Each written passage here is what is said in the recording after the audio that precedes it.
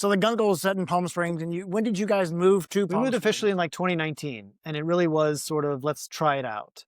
And we've been here ever since, and it's just been great.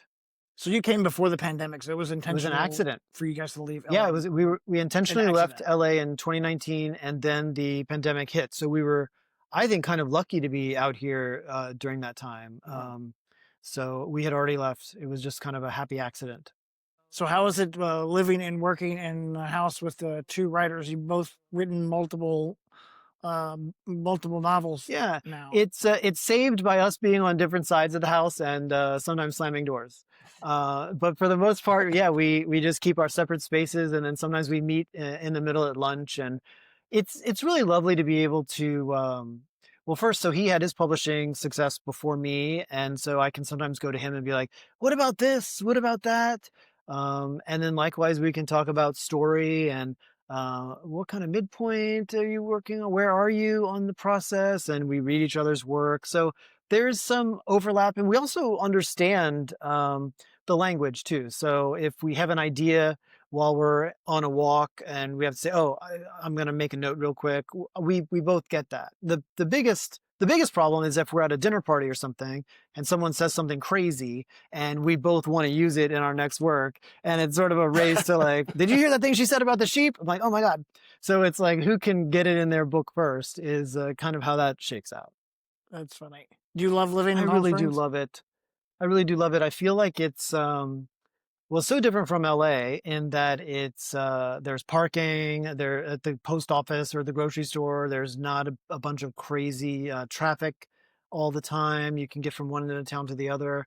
And the thing I worried about the most living out here was that we wouldn't see our friends. But the truth is, this is a big vacation town. So our friends are coming through all the time, and sometimes it's too much. They're like, oh my God, we've seen too many friends this weekend. It's exhausting, but it's so we're seeing the people we love. We're still connected to the world, and it's a beautiful little town.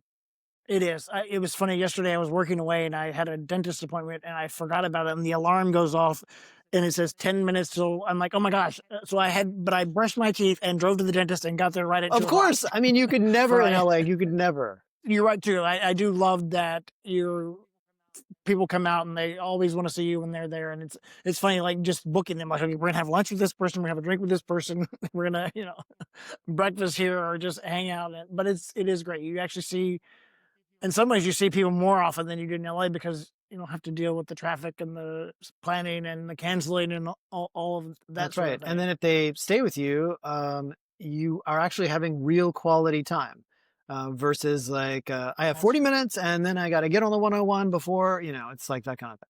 what else do you love about Palm Springs? I love the weather. I really don't mind the heat. The heat is hardest. We have a couple of dogs, Raindrop and Shirley, and so we have to worry during the summer about walking them. But other than that, it's I love the weather. I love the vibe. What are some of your favorite places? Bar Cecil is so fun, and when people are in town, we love to take them to Melvin's because it's just such a cool old school experience.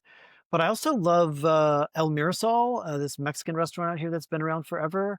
And then I'm still discovering things. Sometimes people will be shocked that I haven't seen and experienced every restaurant, but there's a crepe place near where we live, like right next to El Mirasol South, and I ate there for the first time the other day. It was just incredible. Like you can get like a chicken buffalo crepe or a veggie crepe, or you can get a dessert one, of course. But so I'm still discovering stuff out here. I'm discovering hiking trails that I'd never heard of, and it's a really beautiful. There's a great gay community here for people who are in recovery. There's a great recovery community here. It really does feel like a little something for everyone.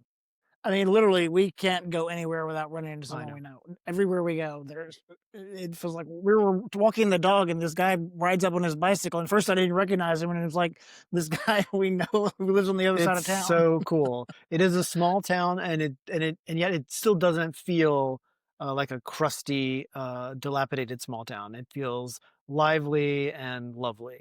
It's very friendly too. People will walk down I mean, we live right near downtown. So we walk most places, which is nice. And people, greet you on the sidewalk and smile and say hello. So it is We should nice. get paid.